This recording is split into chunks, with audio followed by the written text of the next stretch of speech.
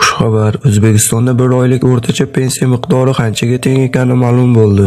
Assalomu alaykum azizlar. Tezkor xabarlarni o'tkazib yubormaslik uchun kanalimizga obuna bo'lib, ushbu videorolikka like bosib qo'yishni unutmang. O'zbekiston prezidentining 1991-2021-yillardagi farmoniga ko'ra, pensiya miqdori 67 marotaba oshirildi deya xabar bermoqda Pensiya jamg'armasi. Ma'lum qilinishicha, jamg'arma tizimida hisobga olingan pensiya oluvchilarning 2016-yil 1-yanvar holatiga respublika bo'yicha bir oylik o'rtacha pensiya miqdori 421.629 so'm bo'lgan bo'lsa, 2021-yil sentyabr oyida esa 924.780 so'mga yetdi. O'zbekiston prezidentining farmonlariga ko'ra, pensiyalar miqdori 2.2 barobarga oshirildi. Shundan 2021-yil sentyabr oyida bir oylik o'rtacha pensiya miqdori esa Toshkent shahrida 1.250.992 so'm bo'ldi. 2021-yil 1-oktyabr holatiga ko'ra, respublika bo'yicha pensiya oluvchilarning umumiy soni 3.548.093 nafarni tashkil qilib, umumiy aholi sonidagi ulushi